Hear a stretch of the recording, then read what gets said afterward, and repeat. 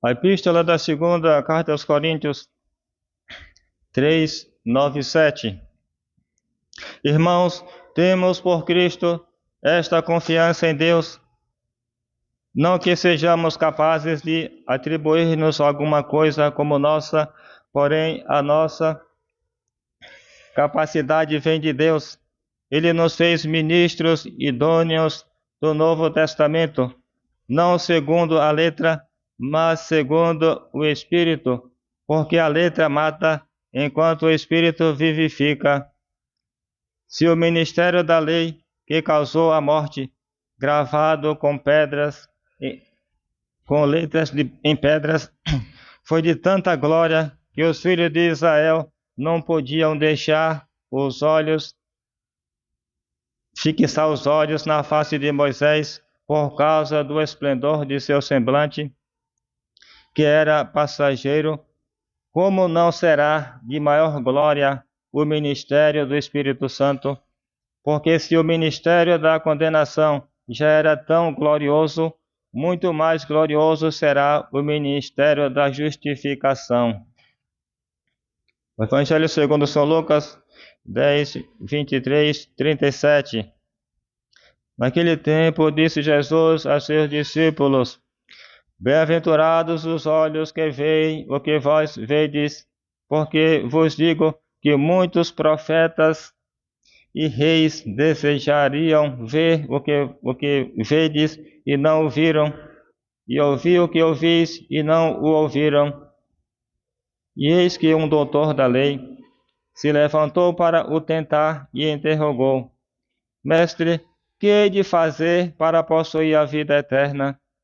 Jesus lhe disse: Que está escrito na lei? Como é que lês? Ele respondeu: Amarás ao Senhor teu Deus de todo o teu coração, de toda a tua alma, de todas as tuas forças e de todo o teu entendimento, e a teu próximo como a ti mesmo. E Jesus lhe disse: Respondestes bem, faze isto e viverás. Ele, porém, querendo justificar-se a si mesmo, disse a Jesus: E quem é o meu próximo? Em resposta, Jesus disse: Um certo homem que descia de Jerusalém a Jericó caiu nas mãos dos ladrões. Estes o despojaram e, depois de o ferirem, foram-se deixando-o semi-morto. Ora, sucedeu que um sacerdote desceu pelo caminho e, vendo-o, passou de largo. Igualmente, chegou um levita perto do lugar e, vendo-o, passou adiante. Mas um samaritano de viagem passou pelo mesmo caminho, chegou perto dele e, quando o viu, compadeceu-se. Aproximou-se então e ligou-lhe as feridas e deitou nelas o óleo e vinho. E, pondo-o sobre o seu jumento, levou-o para uma hospedaria e tratou dele. No outro dia, tirou 2 dinheiros, deu-os ao hospedeiro e disse: Toma cuidado dele, e quando gastares a mais, quando eu voltar, te pagarei. Qual destes 3 te parece que portou como próximo daquele que caiu em poder dos ladrões? O doutor da lei respondeu: O que usou de misericórdia para com ele. Tornou-lhe Jesus: Vai e faz o mesmo. Sente-se, por favor.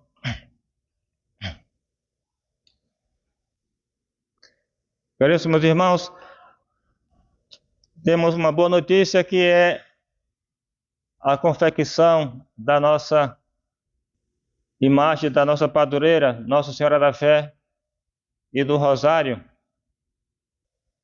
que ficará pronta, como prometida pelo artista, ainda neste mês próximo. Então, nossos agradecimentos pela generosidade dos nossos benfeitores, nossos amigos, nossos benfeitores, e que para nós, da família Beata Maria Virgenis, esta imagem diz muito, porque nesta imagem são apresentados dois símbolos, dois sinais que diz muito sobre nossa espiritualidade, nossa vocação.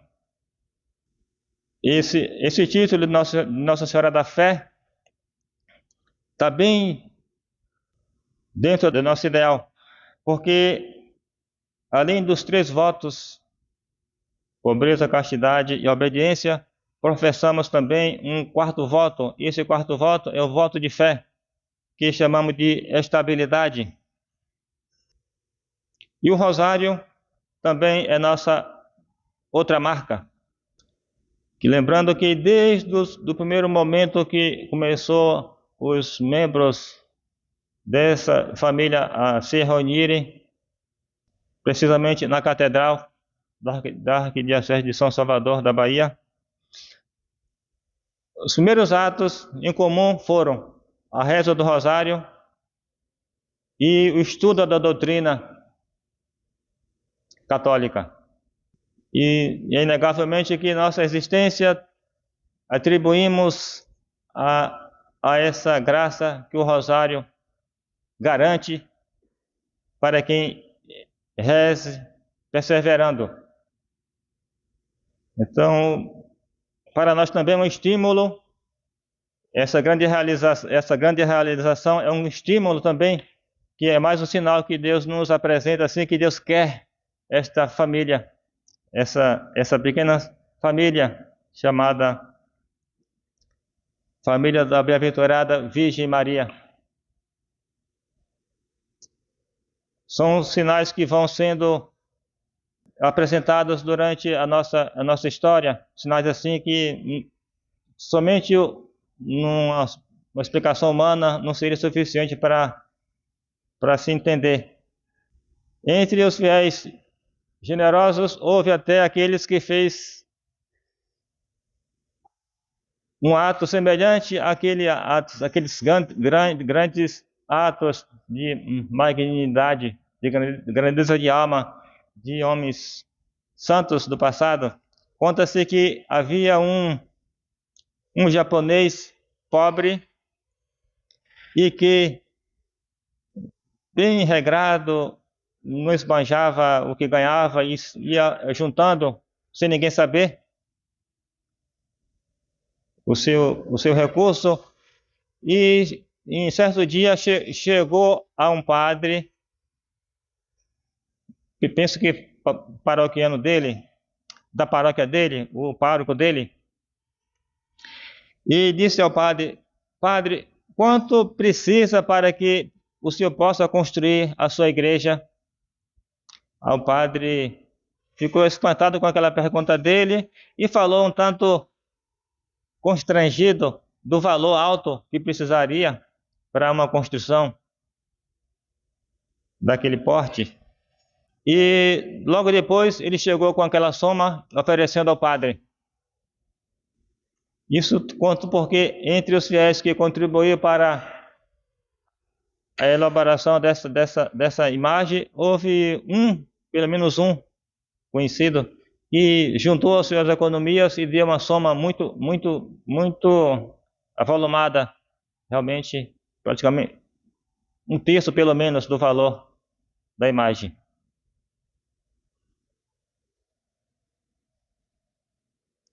O evangelho de hoje, deste 12º domingo depois de Pentecostes, nos apresentam 3 lições distintas, 3 temas distintos.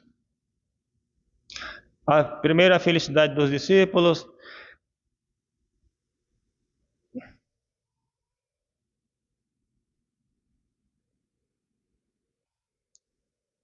O amor do próximo e a parábola do bom samaritano.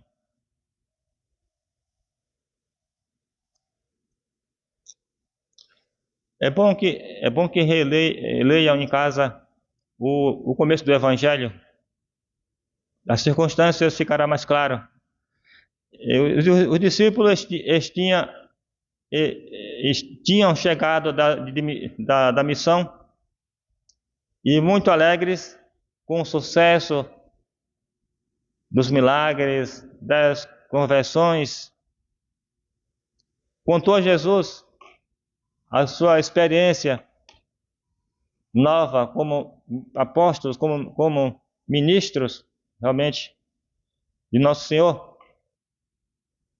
É nessa circunstância que Nosso Senhor, então, os aplaude, os elogia, dizendo que bem-aventurados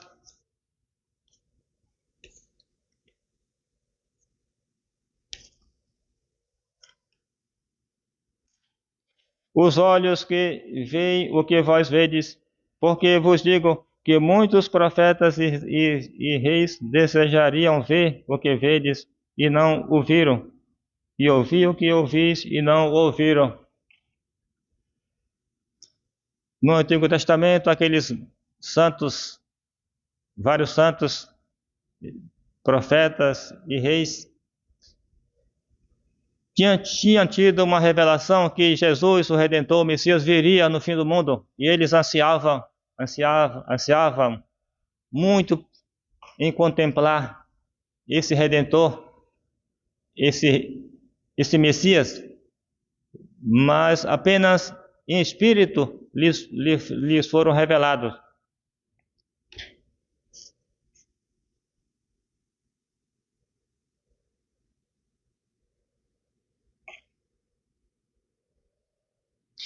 Abraão estremecia, por exemplo, ao ver o dia do Salvador, o dia de Cristo. Isso está em São João 7:56. Jacó exclamava ansiosamente: eu esperarei no Senhor. Isso está no Gênesis 49:18. Isaías: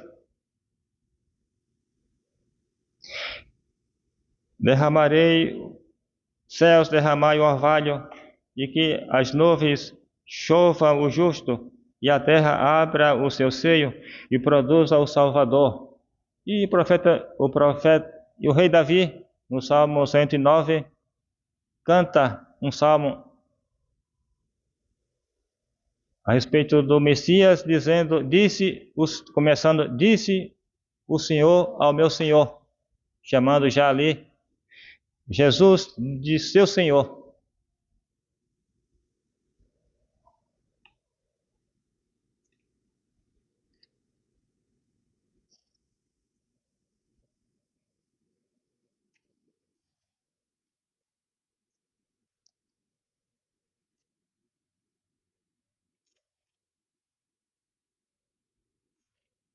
A sequência do Evangelho não parece ser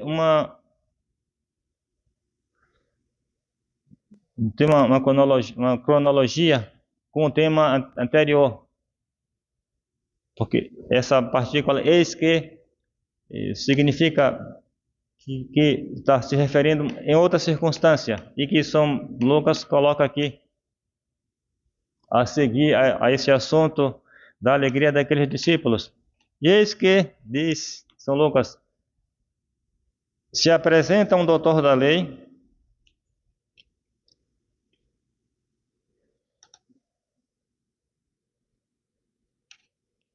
para o tentar a Jesus, para tentar a Nosso Senhor, dizendo: Mestre, que hei de fazer para possuir a vida eterna?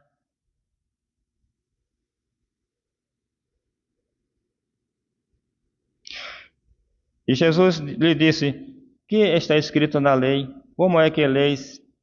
E ele respondeu: amarás ao Senhor teu Deus de todo o teu coração, de toda a tua alma e de todas as tuas forças e de todo o teu entendimento, e ao teu próximo como a ti mesmo. Esse doutor, o doutor da lei, era também chamado de escriba. Então eram homens doutos, homens letrados. E este se apresenta de uma forma assim bem humilde, chamando Nosso Senhor de mestre, como uma pessoa comum, para que ficasse bastante despercebida a sua malícia, e então Nosso Senhor ser apanhado, pensava ele, mais facilmente em sua cilada, com sua cilada. E Nosso Senhor, com sua circunspecção, responde aquela pergunta, reprovando tacitamente aquela malícia, fazendo com que o próprio interrogador confesse que ele não era ignorante da sua pergunta, ele conhecia o que estava perguntando. E por isso observe, Nosso Senhor faz a mesma pergunta e ele acaba respondendo. E Nosso Senhor diz assim: respondestes bem, vai e faça assim.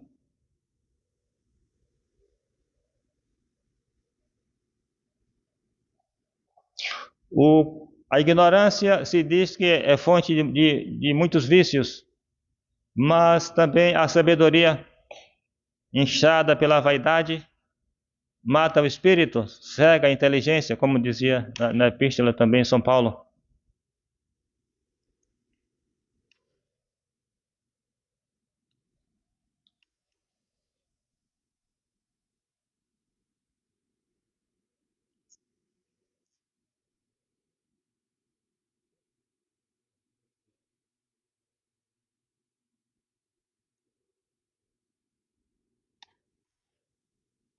E Nosso Senhor, então,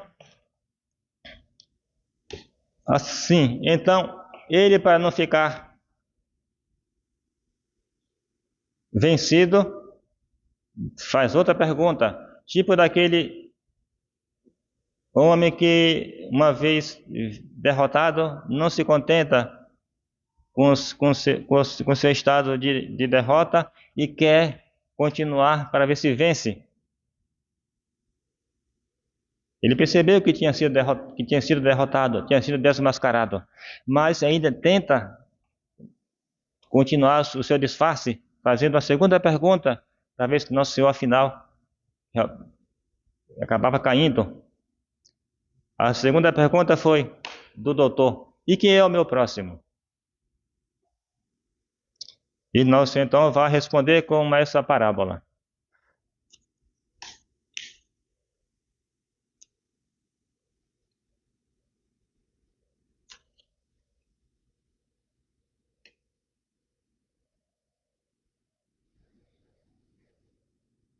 Um certo homem que descia de Jerusalém para Jericó caiu nas mãos dos ladrões.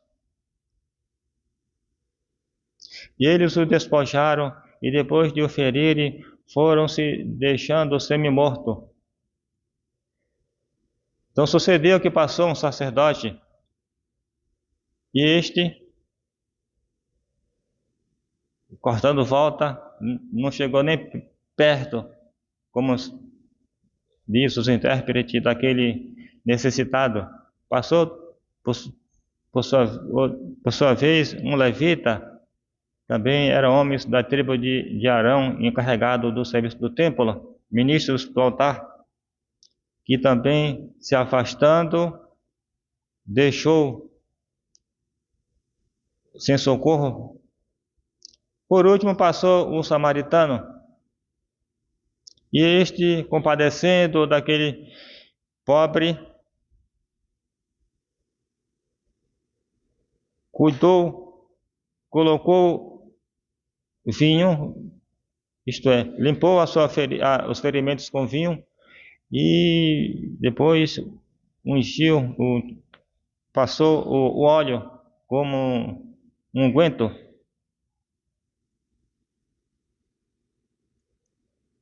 Então Nosso Senhor pergunta àquele doutor: desses três, qual foi o próximo deste? E acaba que ele também não pode negar não pode negar, embora não falasse nem o nome do samaritano, diz: aquele que teve misericórdia para com o ferido, isto é, o samaritano. Entre os judeus, essa ideia de próximo era muito divergente, mas era de comum acordo entre eles que um samaritano jamais poderia ser um próximo de um judeu, porque eles tinham mais ódio até dos samaritanos do que dos outros inimigos. Então, a parábola que nosso Senhor fez foi bem para que tomássemos também nós essa lição do cuidado dos que precisam.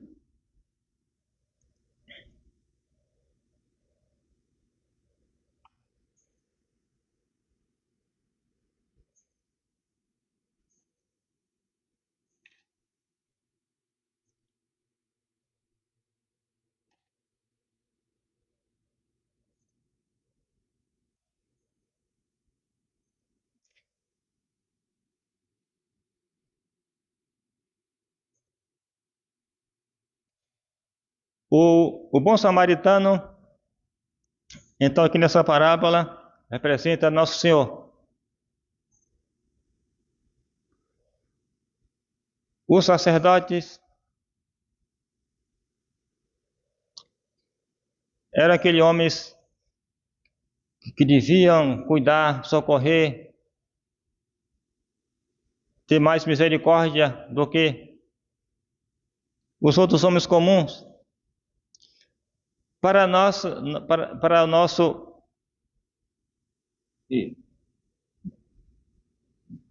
circunstância prática, o sacerdote da nova lei, deve ter muito cuidado para que não haja como aquele sacerdote da antiga lei, abandonando aquele necessitado, isto é, sobretudo não pode o sacerdote da nova aliança abandonar o pecador. Aquele homem ferido, espiritualmente falando, simboliza o pecador. Os ladrões ali simboliza os demônios que pelos vícios arrasta o homem a um estado deplorável.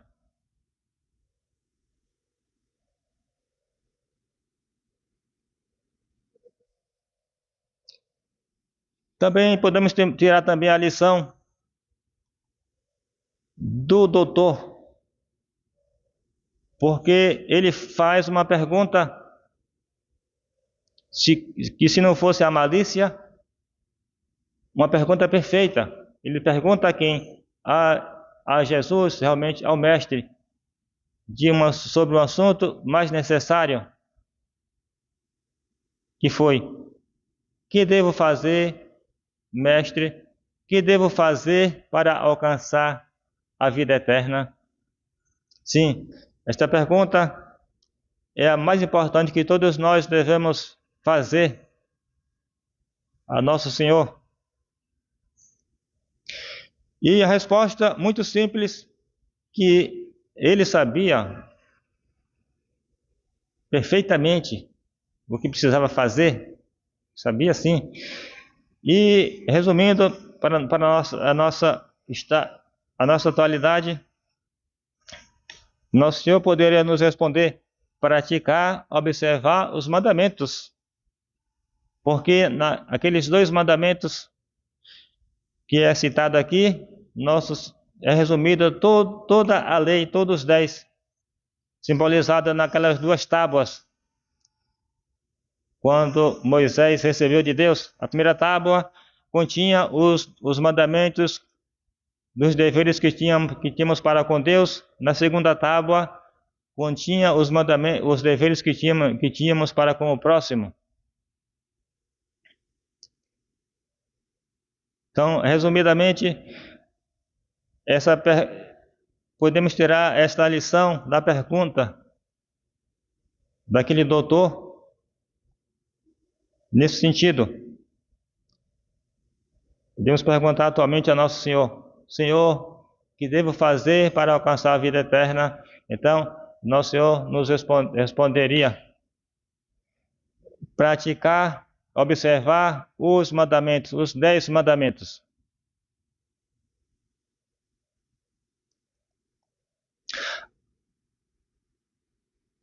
E a alegria dos discípulos também podemos tirar lições daquela alegria, porque todo o servo fiel, ele já é confortado aqui neste mundo. A felicidade do céu já começa neste mundo. E quando eles se apresentam a Nosso Senhor com aquela satisfação, Nosso Senhor lhes dá mais ainda uma garantia, dizendo que mais ainda eles deviam se alegrar, porque os seus nomes já estavam escritos no livro da vida. Sim, para eles que tinham uma missão peculiar de enfrentar os perigos mais terríveis que não somos capazes de imaginar, precisava de uma esperança maior, uma esperança mais firme, para que eles pudessem perseverar diante de tantas dificuldades. Apesar de que também não está ausente na nossa alma essa virtude da esperança. Para todos nós, são as virtudes principais que precisamos manter na alma para a nossa salvação. Essas virtudes teologais: a fé, que nos dá aquela docilidade de aceitar, de não repelir as verdades reveladas, mesmo os mistérios, os santos dogmas. A esperança, que nos faz suportar os embates da vida, as securas, as cruzes, porque sem a esperança o homem não conseguiria perseverar muito no custo, na dificuldade, porque nós somos movidos por um prêmio, é da nossa natureza, da natureza do homem, ser movido, ser motivado por um prêmio. E então essa virtude é necessária para que sejamos sustentados diante das dificuldades aqui deste mundo. E a caridade, que é a mais perfeita das virtudes, que é justamente um dos temas principais aqui deste evangelho, é o amor, primeiro de tudo, o amor a Deus, o amor a Deus, e por causa de Deus, o amor do próximo.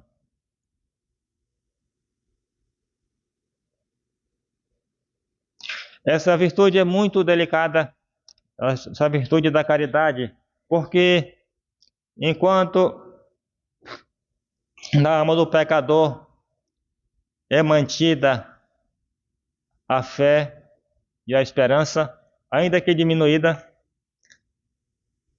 só com um pecado, só com um ato contra o seu próprio objeto é que o homem perderia essa fé, essas virtudes. Isto é, com um ato contra a esperança ou um ato contra a fé, ele perderia essa virtude. Mas se não foi um pecado contra essas virtudes, é mantida na alma do pecador para que ele possa se reabilitar mais facilmente. Ao passo que a caridade, não, a caridade se perde pelo um deslize, pelo um instante, pelo um piscar de olhos. se perde por um instante. E aí a necessidade que o homem tem de colocar em prática as virtudes morais. Para quê? Para preservar essa virtude teologal, que é a caridade, e assim formar as virtudes na alma como um segundo hábito, como uma segunda natureza, para poder manter realmente esse amor de Deus no coração do homem.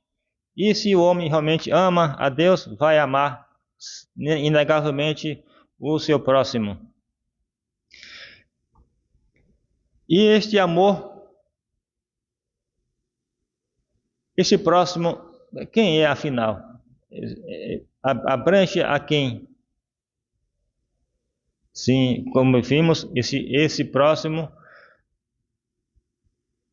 está na imagem desse próximo está aqui abrangida todos os homens.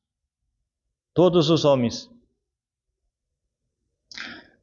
Mesmo os mais desprezíveis, os mais pecadores, os mais indesejáveis, os mais odiáveis, sim.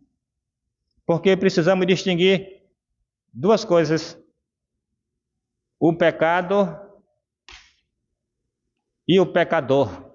O pecado, ele é abominável. Mas o pecador é sempre digno de compaixão.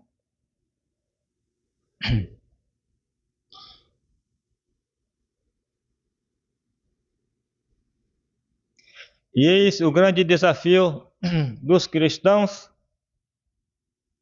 é praticar essa virtude do amor do próximo. É o grande desafio.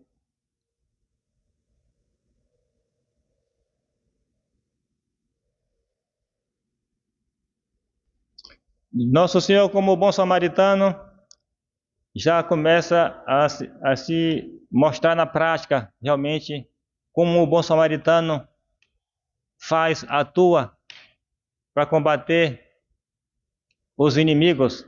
Observe a docilidade de Nosso Senhor a responder aquele homem traiçoeiro. Observe, de uma forma tão discreta assim, que nem parece que está combatendo, porque antes de tudo Nosso Senhor queria a conversão dele. Para nós também é importante tirar essa lição, porque muitas vezes na hora do combate do inimigo, nós não temos tal equilíbrio movido pela caridade e vamos logo com muita agressão e assim teremos prejuízos, porque ele não vai entender realmente que nós estamos com caridade. São Francisco de Sales, que bateu muito contra os hereges protestantes, ele tinha uma tática de não atacar logo os pontos contundentes, mas primeiro ele conquistava o inimigo, o herege, conquistava a confiança, para em segundo plano ele partir para os pontos mais contundentes da doutrina.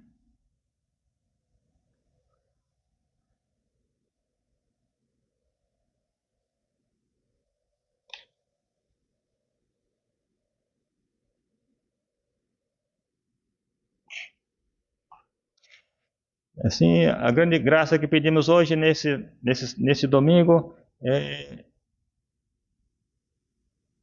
a bondade daquele bom samaritano, é a fidelidade daqueles discípulos,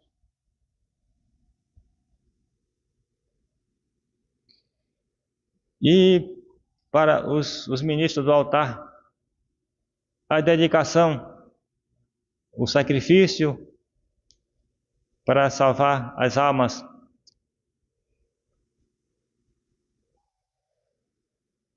Dos pecadores, como muitos padres fizeram, muitos santos fizeram, o amor que eles tinham ardente. São Francisco Xavier passava a noite, às vezes todas, rezando e se flagelando para pedindo a Deus a graça de converter um pecador. Santo Inácio de Loyola dizia que se durante a vida dele toda ele tivesse conseguido que um homem, como ele disse, um pecado mortal, já tinha valido a pena todo o esforço dele, da vida dele toda. Santa Catarina diz assim: sabeis quanto vale uma alma imortal? Ela custou o preço do sangue de Jesus. Então, para os ministros do altar, ai do pregador, precisamos pedir essa força a Nosso Senhor, dessa fidelidade e dessa generosidade para converter os pecadores.